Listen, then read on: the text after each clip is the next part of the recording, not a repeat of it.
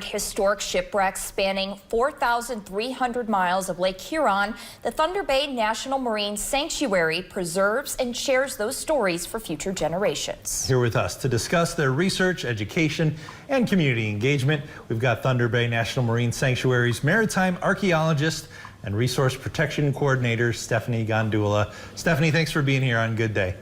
Oh, it's great to be here. Thanks for having me. I hope you have a large business card, because that's a very long title. It is. For you there at a little Thunder too Bay. long. Well, it's great to have you. You know, the first thing I thought of when I saw that you were coming on the program, I mean, we just had the anniversary of the Edmund Fitzgerald 49 years ago, just a huge historic time in Michigan history. But as we said at the beginning here, we're talking hundreds of shipwrecks all across the Great Lakes and even up in your area near Thunder Bay. I mean, talk to us about how often this has happened.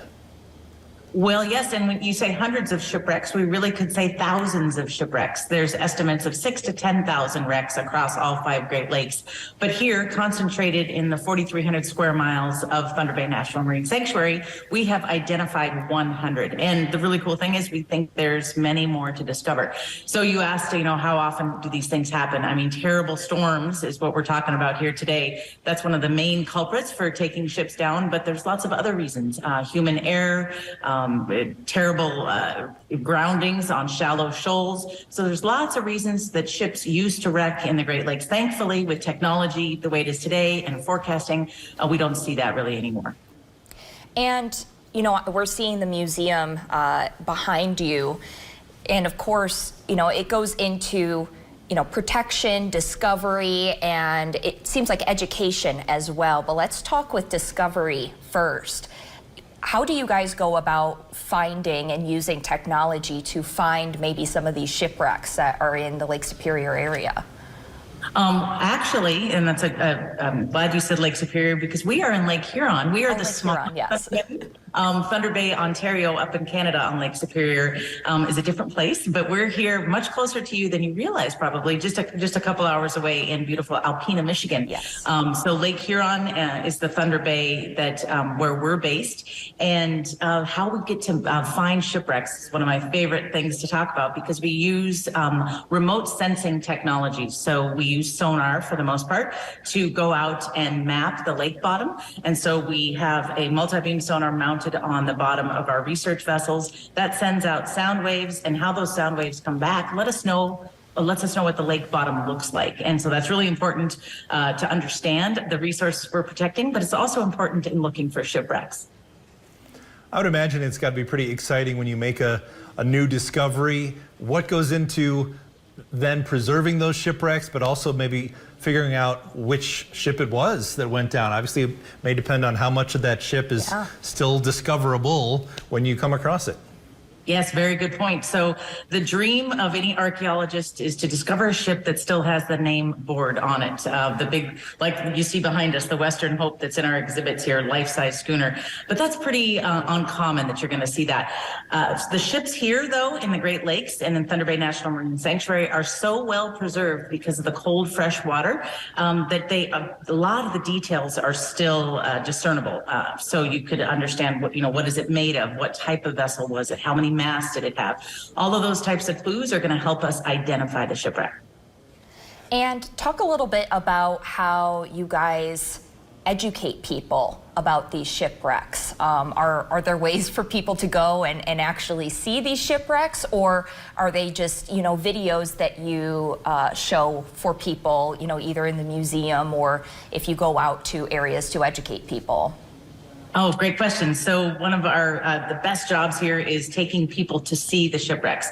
One of our philosophies in managing this marine protected area here is accessibility. So we want to make sure that people of all abilities can access these wrecks, whether it's scuba diving to hundreds of feet deep, and we have a mooring buoy program that really facilitates that, or going out on a glass bottom boat. There's one that operates out of the our museum here in Alpena, and so you can see a shipwreck without getting wet. But then you mentioned those videos. We bring back, the technology, so you can even sit in your living room and experience a virtual reality dive of a shipwreck.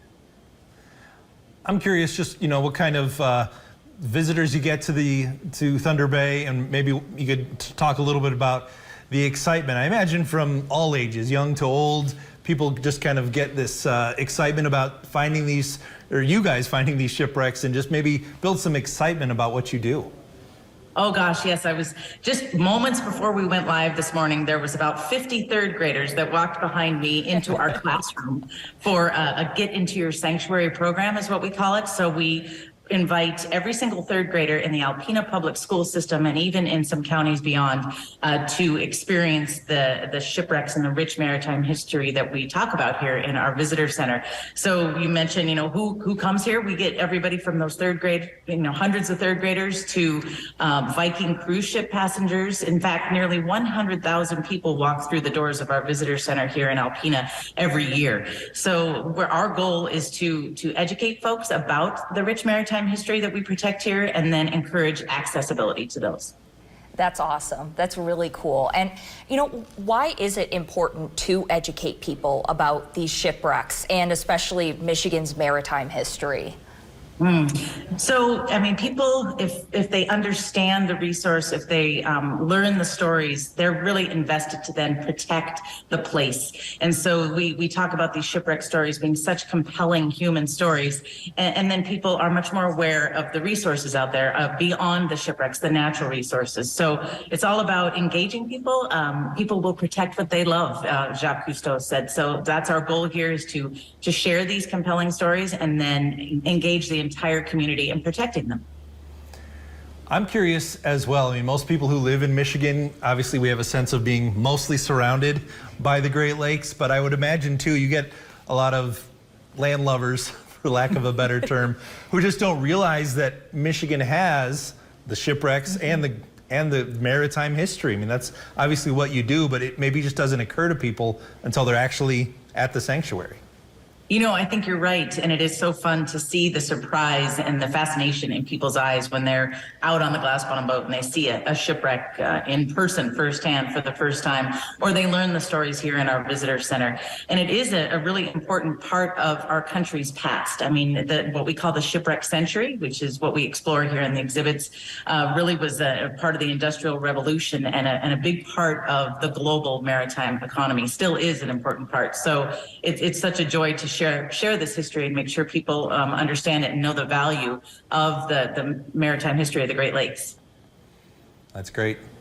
We're almost out of time, but let me just ask you real quickly, how often do you go out in search of the next shipwreck, or is there something already underway right now? Oh, there's always something underway. This is a great time of year now that the boats are put away and tucked in for the winter, but we're still planning our research projects. So next year we will be a full force effort to go out and continue mapping the lake bottom. It's pretty interesting that only about 20% of the Great Lakes have been mapped in high resolution, in high detail, where you can see if there's actual wrecks on the bottom. So we have a lot of work yet to do to understand what's at the bottom of the lake and to make more discoveries. Absolutely. Much more to discover. Thank you so much, Stephanie. We really appreciate you being on Good Day Northern Michigan this morning. Oh, it was so much fun. Thanks for having me. Thank you. Well, now to our series,